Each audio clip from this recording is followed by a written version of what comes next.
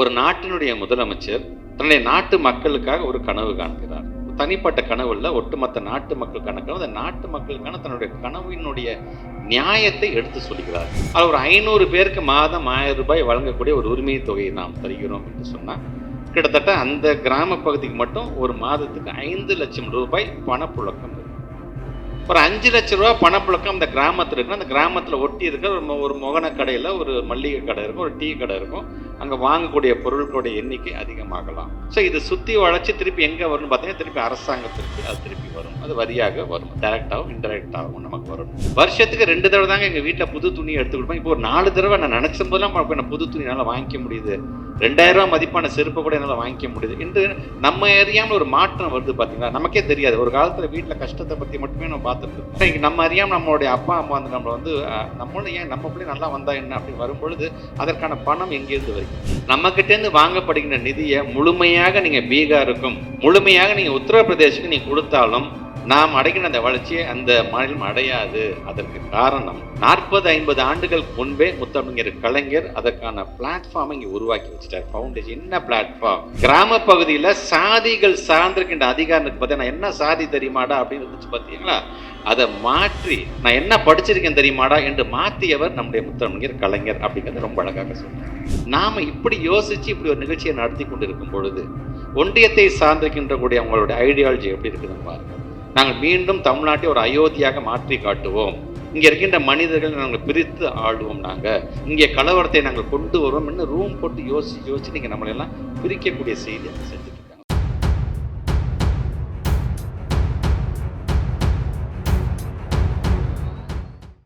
குறிப்பாக இந்த நிகழ்ச்சி என்று வரும்பொழுது அரங்கம் முழுவதும் நிறைந்திருக்கிறதா என்று சொன்னால், அரங்கம் முழுவதும் எங்களுடைய இளைய சமுதாயம் அமர்ந்திருக்கின்றது என்று நான் பார்க்கின்றேன்.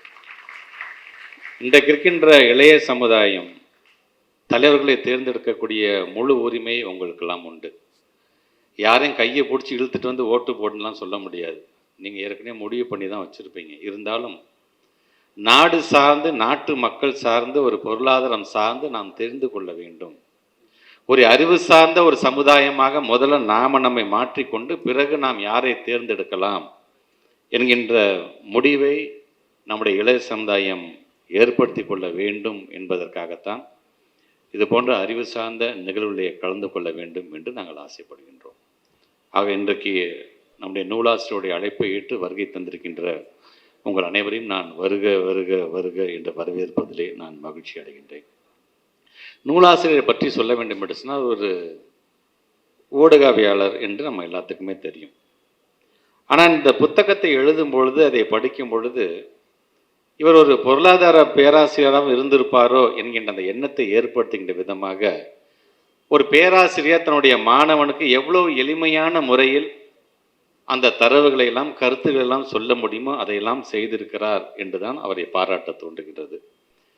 அவருக்கு உறுதுணையாக இருந்து இந்த புத்தகம் முழு வடிவில் உருவாவதற்கு காரணமாக இருந்த, அதற்கு பணியாற்றிய அனைத்து நல்ல உள்ளங்களுக்கும் முதலினுடைய பாராட்டுகளை நான் தெரிவித்துக் கொள்கின்றேன்.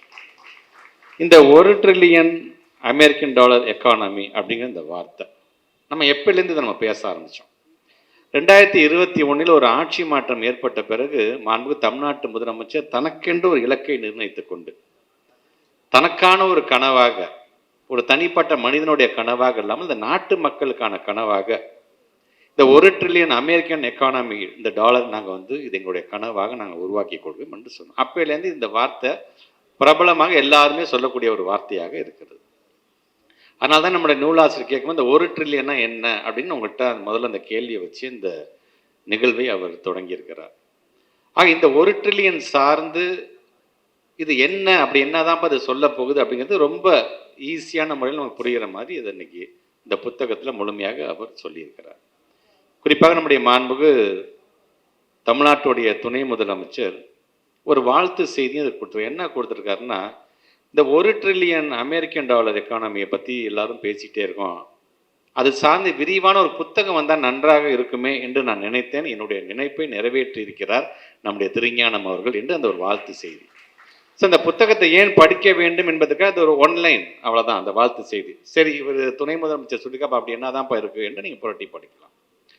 பொதுவான ஒரு நிகழ்ச்சிக்கு நான் செல்லும் பொழுது நான் என்னை எப்படி தயார்படுத்திக் கொள்வேன் என்று சொன்னால், எப்படி நான் சட்டமன்றத்துக்கு செல்லும்போது என்னுடைய மானிய கோரிக்கைக்கு நான் என்னை தயார்படுத்திக் கொள்வேனோ அதுபோன்று ஒரு தயார்படுத்திக் கொள்கின்ற ஒரு முறையை நான் எப்போதும் நான் கடைபிடிப்பேன். ஆனால் மானிய கோரிக்கையில் சட்டமன்றத்திலே முழுமையாக நான் என்னென்ன திட்டங்கள் கொண்டு வருகிறோம், அதுக்கு ஒதுக்கப்படுகின்ற நிதி என்ன, அதை எப்படி நாங்கள் செயல்படுத்தி கொண்டிருக்கின்றோம், அதில் இருக்கின்ற சவால்கள் என்ன, அதை எப்படி நாங்கள் எதிர்கொண்டோம் என்பதை வெளிப்படையாக அனைத்தையுமே அங்கே நாங்கள் சொல்லிடுவோம்.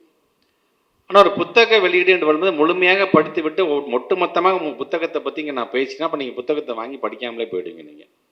ஆக அதில் இருக்கக்கூடிய நான் தெரிந்து கொண்டது அது ஏன் ஆங்கிளில் நான் பார்க்குறேன். ஸோ படிக்கக்கூடிய நீங்கள் உங்களுடைய ஆங்கிளையும் நீங்கள் அதை நீங்கள் இன்னும் அதிகமாக என்னை காட்டில் இன்னும் அதிகப்படியாக யோசிக்கக்கூடிய சிந்திக்கக்கூடிய ஒரு இளைய சமுதாயமாகத்தான் உங்களெல்லாம் நாங்கள் பார்க்க. அந்த புத்தகத்தை ரொம்ப அதிக பக்கம் நான் ரொம்ப கம்மியான பக்கம் தான் அந்த புத்தகத்தை ஒரு முறையினாலும் நீங்கள் படித்து பார்க்கும் பொழுது ஒரு நாட்டினுடைய பொருளாதாரம் என்றால் என்ன அப்படிங்கிறத நீங்கள் தெரிந்து கொள்ளலாம் என்பதற்காக அதை நான் சொல்கிறேன். இப்போ உரையாட்ட வருகை தந்திருக்கின்ற குறிப்பாக நம்முடைய ஜெயரஞ்சன் சார் நம்ம எடுத்துக்கிறோம். திராவிட ஆட்சி மாற்றமும் வளர்ச்சியும் அப்படின்னு புத்தகம்லாம் எழுதியிருக்கிறார். அது சார்ந்து நம்ம என்னென்னலாம் கொண்டு வந்திருக்கோம், நம்ம இங்கே இப்படி இருக்கிறதுக்கு காரணம் என்ன? ஒரு அரங்கத்தில் சமத்துவமாக நம்ம எல்லாருமே அமர்ந்திருக்கின்றோமே, என்ன சாதி என்ன மதம்லாம் எனக்கு தெரியாது, எனக்கு அறிவு சார்ந்து ஒரு அழைப்பு வந்திருக்கு, நான் எல்லாம் உட்காந்து நானும் பார்த்துருப்பேன், சரிசமாக நான் உட்கார்ந்து இருக்கிறோமே, இப்படி பார்த்து இந்த நிலத்தை பண்படுத்தியவர்கள் யார்? ஸோ இதெல்லாம் நமக்கு மிக எளிமையான முறையில் சொல்லக்கூடியவர்களாகத்தான் இங்கே மேலில் அமர்ந்துக்கிட்டு இருக்கிறார்கள். சுரேஷை பற்றி சொல்ல வேண்டும் சொன்னால் ஒவ்வொரு மாவட்டமும் எந்த விதத்தில் வளமாக இருக்கின்றது, ஒவ்வொரு மாவட்டத்தோட ப்ளஸ் அண்ட் மைனஸ் என்ன, அங்கே எந்த மாதிரியான தொழில்களை நம்ம கொண்டு வரலாம். ஏன்னா பல நேரத்தில் யங் இந்தியன் சார்ந்திருக்கின்ற நிகழ்வு நான் கலந்துக்கும்போது நிறையா நான் கோட் பண்ணி பேசுறது யாருன்னு பார்த்தீங்கன்னா நம்ம சுரேஷ் சம்பந்தம் சார்ந்திருக்கின்ற நிகழ்வு தான் நான் நிறையா சொல்லுவேன் நான். ஸோ அப்படிப்பட்ட சுரேஷ் இங்கே வந்திருக்கிறார். நாட்டு மக்களுக்கு அனைத்தையும் எடுத்து சொல்லுகின்ற விதத்தில் நம்முடைய மதியும் நம்முடைய குமாரும் இங்கே வந்திருக்கிறார்கள். ஸோ எல்லாரும் சேர்ந்து ஒரு இங்கே திருஞானம் சார் சொல்லும்போது ஒரு இந்த பேனலை தயவுசெய்து நீங்கள் பயன்படுத்திக்கணும். இது கிட்டத்தட்ட உங்களுடைய வகுப்பில் நீங்கள் ஒரு கிளாஸ் மாதிரி தான். ஆனால் எல்லா மாணவருக்கும் இது போய் கிடச்சிருமா நேரடியாக இருந்துச்சுன்னா கிடைக்கும். இன்றைக்கி இருக்கிற டெக்னாலஜி மூலமாக இப்போ நம்ம லைவ் ஸ்ட்ரீம் பண்ணுறோம், இது எல்லாருமே பார்த்துட்டு இருக்கிறாங்க. இங்கே சொல்லுகின்ற கருத்தை முழுமையாக நீங்கள் உள்வாங்கி கொண்டு உங்களுடைய ஸ்டைலில் உங்களுடைய நண்பர்களிடம் நீங்கள் எடுத்து சொல்லிட வேண்டும் என்பதுதான் எங்களுடைய ஆசையாக அதை நான் பார்க்கின்றேன். இப்போ பேசும்பொழுது இவங்க சொன்னாங்க, இப்போ இருக்கக்கூடிய நம்முடைய ஜிடிபி சார்ந்து பேசும்போது ஒரு 35 லட்சம் கோடியை நம்ம தொட்டிருக்கிறோம். இந்த 1 ட்ரில்லியன் அப்படிங்கும்போது 85 லட்சத்தை தாண்டிட்டாலே 1 ட்ரில்லியன் நம்ம கொண்டு வந்துடலாம். அதான் திருஞான சார் சொல்கிற மாதிரி 90 லட்சத்தை நம்ம தொட்டுட்டோம் என்று சொன்னால் 90 லட்சம் கோடியை நம்ம தொட்டுட்டோம்னு சொன்னால் மாண்பு தமிழ்நாட்டு முதலமைச்சர் சொன்னது வந்துடும். ஸோ இன்னைக்கு நம்ம இந்த 11.19 பொருளாதார வளர்ச்சி முத்தமிழர் கலைஞர் காலத்தில் 13.49 இருந்தது. இத்தனை ஆண்டு காலம் இரட்டை இலக்கில் பொருளாதார வளர்ச்சி அடைந்திருக்கிறோம் என்று சொல்கிறோம். ஸோ அந்த பொருளாதார வளர்ச்சி வர்றதுக்கு காரணம் இந்த 30 லட்சம் கோடிங்கிறது இங்கே இருக்கவங்கலாம் எல்லாத்துக்குமே தெரிஞ்சது தான். சரி, இந்த பொருளாதாரம் வளர்ந்துருக்குது 11.19 சொல்கிறாங்க. அப்படி என்ன தான் இப்போ பொருளாதாரம்? உதாரணத்திற்கு இப்போ இந்த உரிமை தொகை நம்ம வழங்குறோம். இப்போ ஒரு கிராமத்தில் ஒரு 2000 மக்கள் தொகை இருக்கிறது அப்படின்னு சொன்னால் அது ஒரு 500 பேருக்கு மாதம் 1000 ரூபாய் வழங்கக்கூடிய ஒரு உரிமை தொகையை நாம் தருகிறோம் என்று சொன்னால் கிட்டத்தட்ட அந்த கிராம பகுதிக்கு மட்டும் ஒரு மாதத்துக்கு 5 லட்சம் ரூபாய் பணப்புழக்கம் இருக்கும். ஒரு 5 லட்சம் ரூபாய் பணப்புழக்கம் அந்த கிராமத்தில் இருக்குன்னா அந்த கிராமத்தில் ஒட்டி இருக்கிற ஒரு மொகன கடையில் ஒரு மல்லிகை கடை இருக்கும், ஒரு டீ கடை இருக்கும், அங்கே வாங்கக்கூடிய பொருட்களுடைய எண்ணிக்கை அதிகமாகலாம். ஸோ இது சுற்றி வளைச்சி திருப்பி எங்கே வரும்னு பார்த்தீங்கன்னா திருப்பி அரசாங்கத்திற்கு அது திருப்பி வரும். அது வரியாக வரும், டைரக்டாகவும் இன்டைரக்டாகவும் நமக்கு வரும். நம்ம ஸோ இந்த பொருளாதார வளர்ச்சி சரி, இது ஒன் ஆஃப் த இண்டிகேஷன். இன்னொன்று, அரசு பள்ளியில் பிள்ளைங்களை நாங்கள் படிக்க சொல்லுவோம். எல்லாரும் வாங்க அரசு பள்ளிக்கு வாங்க, மோர் தென் 70 ஸ்கீம்ஸ் நம்ம கொண்டு வந்துட்டோம், நம்ம பிள்ளைங்களை மேம்படுத்துறதுக்கு எல்லாமே பண்ணும். இல்லை நான் தனியார் பள்ளியில் தான் என் பிள்ளையை நான் படிக்க வைப்பேன் என்று அவங்க ஆசைப்படுவாங்க. ஸோ தனியார் பள்ளியில் அவன் பிள்ளை படிக்காதுன்னா தப்பு கிடையாது. இது ஜனநாயக நாட்டில் எந்த குழந்தைங்க வேணால் எங்கே வேணால் படிக்கலாம். அப்போ உன்னை பெர் கேபிட்டா இன்கம்மை நான் அதிகப்படுத்தி காட்ட வேண்டும். ஸோ அப்போ இவங்க என்ன பண்ணுறாங்கன்னா அந்த பொருளாதார வளர்ச்சி வரும்போது தங்களை அறியாமல் என் பிள்ளைய இப்போ நான் ஒரு ப்ரைவேட் ஸ்கூலில் சேர்க்குற அளவுக்கு நான் இப்போ நான் பொருளாதாரத்தை நான் வளர்ந்துருக்கிறேன்ப்பா எப்படி அவங்களை என்ன வைக்கிறோம் பார்த்தீங்களா? அது ஒரு ஒன் ஆஃப் த இண்டிகேட்டர். நம்மை அறியாமல் நான் வெறும் பட்டன் ஃபோன் தாங்க வச்சு நான் ஸ்மார்ட் ஃபோன் வாங்குற அளவுக்கு ஒரு காலத்தில் இருந்துச்சுங்க. பட் இன்றைக்கி ஃபோன் வாங்குறதே பெரிய விஷயமா இருந்துச்சு. இன்றைக்கி ஆனால் இன்றைக்கி நான் ஸ்மார்ட் ஃபோன் நான் கையில் வச்சுருக்கிறேன். வருஷத்துக்கு 2 தடவை தாங்க எங்கள் வீட்டில் புது துணி எடுத்து கொடுப்பேன். இப்போ ஒரு 4 தடவை நான் நினச்ச போதெல்லாம் நான் புது துணி என்னால் வாங்கிக்க முடியுது. 2000 ரூபா மதிப்பான செருப்பை கூட என்னால் வாங்கிக்க முடியுது என்று நம்ம அறியாமல் ஒரு மாற்றம் வருது. பார்த்தீங்களா? நமக்கே தெரியாது. ஒரு காலத்தில் வீட்டில் கஷ்டத்தை பற்றி மட்டுமே நம்ம பார்த்துருந்துருப்போம். ஆனால் இங்கே நம்ம அறியாமல் நம்மளுடைய அப்பா அம்மா நம்மளை நம்மளும் ஏன் நம்ம பிள்ளை நல்லா வந்தா என்ன அப்படின்னு வரும்பொழுது அதற்கான பணம் எங்கேருந்து வருகிறது?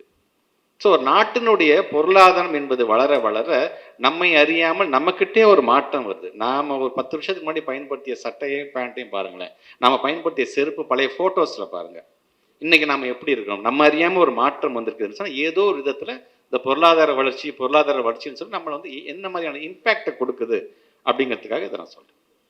இப்போ ஒரு அரசாங்கம் வந்துருச்சு. இப்போ யார் முதலமைச்சராக வந்தாலும் சரி, ஒரு நாட்டுடைய முதலமைச்சராக வந்து இப்போ அவங்க என்ன பண்ணுவாங்க, அப்பா உழைச்சிட்டோம்ப்பா, நம்ம ஆட்சி கொண்டோம், நம்ம தான்ப்பா ஆளுங்கட்சி, அடுத்தடுத்த வேலையை நம்ம பார்த்துட்டு போகலாம்ப்பா என்று இல்லாமல், ஒரு நாட்டினுடைய முதலமைச்சர் தன்னுடைய நாட்டு மக்களுக்காக ஒரு கனவு காண்கிறார். தனிப்பட்ட கனவு இல்லை, ஒட்டுமொத்த நாட்டு மக்களுக்கான கனவு. அந்த நாட்டு மக்களுக்கான தன்னுடைய கனவினுடைய நியாயத்தை எடுத்து சொல்கிறார். எதற்காக இது வளர வேண்டும், ஏன் அந்த $1 trillion அமெரிக்கன் டாலர் எக்கானமி நான் சொல்கிறேன், ஏன் வளரணும், அந்த நியாயத்தை எடுத்து சொல்லி மக்களோடு மக்களாக பயணிக்கிறார். மக்களோடு மக்களாக இந்த அரசாங்கம் உழைக்கின்றது, மக்களோடு மக்களாக சேர்ந்து இந்த நாடு வளர வேண்டும் என்று அவர் ஆசைப்படுகிறார். ஸோ இப்படி அந்த கனவுக்கான ஒரு இலக்கை வைத்துக்கொண்டு இதை அட்டைன் பண்ணுறதுக்கு, இதை நான் ரீச் பண்ணுறதுக்கு நான் என்னென்னலாம் செய்ய வேண்டும் அப்படிங்கிறதுக்காக தான் பல்வேறு விதமான திட்டங்களை முழுமையாக நம்முடைய தமிழ்நாட்டு முதலமைச்சர் செய்து கொண்டு, அதனால தான் நம்முடைய மாண்புமிகு துணை முதலமைச்சர் சொல்லும் பொழுது கூட இது வெறும் பொருளாதாரம் என்று சொன்னால் பொருளாதார வளர்ச்சிக்காக மட்டும் இந்த கனவை நீங்கள் பார்க்காதீங்க, சமத்துவத்தையும் சமூக நீதி கோட்பாட்டினுடைய ஒரு தொடர்ச்சியாக இதை நீங்கள் பாருங்கள் என்று நம்முடைய துணை முதலமைச்சர் எடுத்து சொல்கிறார். ஸோ இது ஒரு நாட்டினுடைய பொருளாதாரம் வளர வளர இதெல்லாம் நம்ம வந்து பார்க்க போகிறோம். இப்போ நம்ம வந்து சோஷியல் மீடியாவில் பார்க்குறோம், நம்ம ரீல்ஸ் பார்க்குறோம், நிறைய யூடியூப் கண்டென்ட்லாம் பார்க்குறோம். அப்போ நிறைய வல்லுநர்கள்லாம் சொல்கிறாங்க, இந்த சேவிங்ஸ்னால் என்ன, சேவிங்ஸுங்கிறது எவ்வளோ முக்கியம் என்று சொல்கிறாங்க. நமக்கு அதை பற்றிலாம் தெரியல. நமக்கு என்ன பண்ணிக்க, நம்ம அப்பா அம்மா நம்மளை பார்த்துக்கிறதுனால அரசாங்கம் புதுமை பெண் திட்டம், தமிழ் புதன் திட்டம் கொண்டு வரதுனால நம்ம அதை பற்றிலாம் பெருசாக செஞ்சுக்க. ஆனால் சேவிங்ஸுங்கிறது எவ்வளோ முக்கியம் என்று சில வல்லுநர்கள்லாம் பேசுகிறாங்கன்னா அவர்களுக்கு அந்த அறிவு எப்படி வந்தது, அதற்கு காரணம் இது போன்ற புத்தகங்கள் வரும்போது அந்த புத்தகங்களை படிக்கும் பொழுது நமக்கு அதுக்கான அட்வைஸை கொடுக்குறாங்க. அவங்க சேவிங்ஸ் எவ்வளோ முக்கியம், அதை நீங்கள் எப்படி நீங்கள் சேவ் பண்ண வேண்டும் பணத்தை அப்படின்னு அவங்க சொல்கிறாங்க. ஸோ நீங்கள் இது மாதிரியான புத்தகத்தை நீங்கள் படிக்கும்பொழுது நீங்கள் நாளைக்கு உங்களுடைய நண்பர்களுக்கும் உங்களுடைய உற்றார் உறவினர்களுக்கும் நீங்கள் அட்வைஸ் பண்ணுற இடத்துக்கு கண்டிப்பாக வர முடியும் என்பதை சொல்லக்கூடிய புத்தகமாகத்தான் இந்த புத்தகத்தை நாங்கள் பார்க்கணும். இப்போ நம்மளுடைய திருஞான சார் பொறுத்தவரை இதில் பேசிக் என்ன, ஃபவுண்டேஷன், ஜிடிபி அப்படின்னா என்ன, கிராஸ் டொமஸ்டிக் ப்ராடக்ட் என்று சொல்லிக்கிறோமே அப்படின்னா என்ன அப்படின்னு ரொம்ப சிம்பிளாக சொல்கிறார். ஒரு நம்முடைய இந்தியா போன்ற நாடாக இருந்தாலும் சரி அல்லது தமிழ்நாடு போன்ற இருக்கின்ற இந்த மாநிலத்தில் ஒரு குறிப்பிட்ட கால அளவில் உற்பத்தி ஆகக்கூடிய பொருள்களாக இருந்தாலும் சரி, அது சேவைகளாக இருந்தாலும் சரி, இதனுடைய ஒட்டுமொத்த மதிப்பை அளவீடு செய்வதைத்தான் நம்ம ஜிடிபி என்று சொல்லிக்கிறோம். ரொம்ப அழகாக அதிலேருந்து நம்முடைய புரிதலை வந்து கொண்டு போகிறார் கொஞ்சம் கொஞ்சமாக. ஸோ அந்த புத்தகத்தை நீங்கள் முழுமையாக படிக்கும் பொழுது இதில் வேறு என்னென்ன கருத்துக்கெல்லாம் சொல்லப்படுகிறது, இந்த $1 trillion என்ன, பொருளாதாரம் என்று சொல்கிறார்களே, இந்த வளர்ச்சினா என்ன அப்படின்னா நீங்கள் தெரிஞ்சுக்கணும். உதாரணத்துக்கு அதில் வந்து பல தரவுகளோடு அவர் சொல்கிறார். இப்போ 2023 2024 பார்த்தீங்கன்னா நம்முடைய ரிசர்வ் வங்கியை வந்து ஒரு அறிக்கையே கொடுக்குது. என்ன அறிக்கையை கொடுக்குறதுன்னு சொன்னால், ஒட்டுமொத்தமாக இந்தியாவில் அதிகப்படியான வேலை வாய்ப்பை உருவாக்கி தருகின்ற ஃபர்ஸ்ட் ஸ்டேட் எது தெரியுமா, நம்முடைய தமிழ்நாடு தான் என்று ரிசர்வ் வங்கி சொல்லக்கூடியதை இங்கே அழகாக அவர் வந்து அதை பதிவு செய்திருக்கிறார். ஸோ 2023 2024 ஒன்றிய அரசு நமக்கு என்ன மாதிரியான தடைகளை இங்கே விதிக்கிறார்கள் அப்படிங்கிறதையும் அவர் எடுத்து சொல்கிறார். ஸோ 2023 2024 காலகட்டத்தை எடுத்துக்கிட்டிங்கன்னா நாம் நம்முடைய உழைப்பின் மூலமாக ஒன்றிய அரசுக்கு தரக்கூடிய அந்த நிதியினுடைய அளவு எவ்வளோ தெரியுமா, 1,80,000 கோடி. அந்த 1,80,000 கோடி என்பது டைரக்ட் அண்ட் இன்டைரக்ட் டேக்ஸ், நேரடியாகவோ மறைமுகமாக விதிக்கப்படுகின்ற வரியின் மூலமாக நம்ம அவங்க கொடுக்குறோம். ஆனால் அதே ஆண்டு ஒன்றிய அரசு நமக்கு கொடுத்த அந்த பணம் எவ்வளோ தெரியுமா, திருப்பி நம்ம கொடுத்த பணம் வெறும் 45,000 கோடி தான் என்பதை அங்கே மிக தெளிவாக அவர் எடுத்து சொல்லுகிறார். ஸோ இதெல்லாம் சொல்லும்பொழுது நாம் எந்த அளவுக்கு வஞ்சிக்கப்படுகின்றோம், நம்முடைய உழைப்பு எப்படியெல்லாம் சுரண்டப்படுகிறது அப்படிங்கிறத நீங்கள் பார்க்கணும். இது நம்முடைய ஜெயரஞ்சன் சார் வந்து இப்போ நம்முடைய மாண்புமிகு துணை முதலமைச்சர் அறிவு திருவிழா அப்படின்னு நடத்தும்போது ரொம்ப எளிமையான முறையில் என்ன சொன்னார் அப்படின்னா, நம்மக்கிட்டேருந்து வாங்கப்படுகின்ற நிதியை முழுமையாக நீங்கள் பீகாருக்கும் முழுமையாக நீங்கள் உத்தரப்பிரதேசுக்கு நீங்கள் கொடுத்தாலும் நாம் அடைகின்ற அந்த வளர்ச்சியை அந்த மாநிலம் அடையாது. அதற்கு காரணம் 40-50 ஆண்டுகளுக்கு முன்பே முத்தமிழர் கலைஞர் அதற்கான பிளாட்ஃபார்மை இங்கே உருவாக்கி வச்சுட்டார். ஃபவுண்டேஷன் என்ன பிளாட்ஃபார்ம், கிராம பகுதியில் சாதிகள் சார்ந்திருக்கின்ற அதிகாரத்துக்கு பார்த்தா நான் என்ன சாதி தெரியுமாடா அப்படின்னு இருந்துச்சு பார்த்தீங்களா, அதை மாற்றி நான் என்ன படிச்சிருக்கேன் தெரியுமாடா என்று மாற்றியவர் நம்முடைய முத்தமிழர் கலைஞர் அப்படிங்கிறது ரொம்ப அழகாக சொல்றார். ஒவ்வொரு கிராமத்துக்கும் சாலை வசதிகளை கொண்டு வந்தது யாருன்னு பார்த்தீங்கன்னா நம்முடைய முத்தமிழர் கலைஞர் அவர்களாகத்தான் இருக்காங்க. அனைவருக்கும் கல்வி கட்டாயம் என்று சொன்னது கலைஞர். ஸோ இந்த பிளாட்ஃபார்ம் நம்ம உருவாக்கிட்டோம். அதனால தான் நம்மளுடைய பொருளாதார வளர்ச்சிக்கு நம்ம கொண்டு வருகின்ற திட்டம் நமக்கே பயன்படுகின்ற அளவுக்கு, இந்த நாட்டினுடைய பொருளாதாரம் வளர்கின்ற அளவுக்கு அது பயன்பட்டு கொண்டிருக்கின்றது. ஆக இந்த அடித்தளத்தை மனதில் வைத்து தான் நம்முடைய மாண்புமிகு தமிழ்நாட்டுடைய முதலமைச்சர் முத்துவேல் கருணாநிதி ஸ்டாலின் அவர்கள் இந்த 1 ட்ரில்லியன் அமெரிக்கன் டாலர் எக்கானமி சாத்தியப்படும் என்கின்ற அந்த கனவை இன்றைக்கு அவர் காண்டு கொண்டிருக்கின்றார். ஸோ இளைய சமுதாயம் இதெல்லாம் நீங்கள் தெரிந்து கொள்ள வேண்டும் என்பதற்காகத்தான் சொல்கிறேன். ஒன்றே ஒன்று சொல்கிறேன், நம்ம இவ்வளோ பேசுகிறோம், ஒரு புத்தக ரிலீஸ் நம்முடைய மாண்பு தமிழ்நாட்டு முதலமைச்சர் அறிவாலயத்தில் இந்த புத்தகத்தை ரிலீஸ் பண்ணுறாங்க. இது சார்ந்து ஒரு அறிமுக நூல் கூட்டம் நம்ம நடத்திட்டு இருக்கோம். நம்ம இது சார்ந்த 40-50 ஆண்டுகள் முன்பு எப்படிப்பட்ட ஒரு அடித்தளத்தை முத்தமிழ் கலைஞர் உருவாக்கியிருக்காரு. ஸோ இது நம்முடைய ஜெயரஞ்சன் சாருடைய வரிகளிலே அந்த எளிமையான முறையிலே சொல்ல வேண்டும் என்று சொன்னால், நாம் இப்படி யோசித்து இப்படி ஒரு நிகழ்ச்சியை நடத்தி கொண்டு இருக்கும் பொழுது ஒன்றியத்தை சார்ந்திருக்கின்ற கூடிய அவங்களுடைய ஐடியாலஜி எப்படி இருக்குதுன்னு பாருங்கள். நாங்கள் மீண்டும் தமிழ்நாட்டை ஒரு அயோத்தியாக மாற்றி காட்டுவோம், இங்கே இருக்கின்ற மனிதர்கள் நாங்கள் பிரித்து ஆளுவோம், நாங்கள் இங்கே கலவரத்தை நாங்கள் கொண்டு வருவோம், இன்னும் ரூம் போட்டு யோசித்து நீங்கள் நம்மளெல்லாம் பிரிக்கக்கூடிய செய்தி அவங்க செஞ்சுட்டு இருக்காங்க. ஸோ நாம் எப்படி சிந்திக்கிறோம், அவர்கள் எப்படி சிந்திக்கிறார்கள் என்பதை நீங்கள் பார்க்க வேண்டும். ஆக நம்முடைய தமிழ்நாட்டு மக்களை பொறுத்த வரைக்கும் நம்முடைய தமிழ்நாட்டு முதலமைச்சர் சொல்வது மாதிரி இங்கே அறிவா அல்லது வேறு விதமான ஒரு அரசியலா என்று எடுத்துக்கொண்டால், நம்முடைய மாண்பு தமிழ்நாட்டு முதலமைச்சர் சொல்வது போல இங்கே எங்களுடைய தமிழ்நாட்டு மக்கள் அறிவு சார்ந்த பக்கம்தான் போய் நிற்பார்கள். ஏன்னா அறிவை தரக்கூடிய எங்களுடைய திராவிட இயக்கம் தான் என்பதை அவங்க அடிக்கடி எடுத்து சொல்லிக் கொண்டே இருக்கிறார்கள். ஆக இங்கே வருகை தந்திருக்கின்ற இளைய சமுதாயம் இந்த புத்தகத்தை ஒரு முறை நீங்கள் படித்து கொண்டு என்னதான் இந்த பொருளாதாரம் சார்ந்து கருத்துக்கள் சொல்லப்பட்டிருக்கிறது, எந்த நடைமுறையில் சொல்லப்பட்டிருக்கிறது என்பதை முழுமையாக நீங்கள் உள்வாங்கிக் கொள்ள வேண்டும்.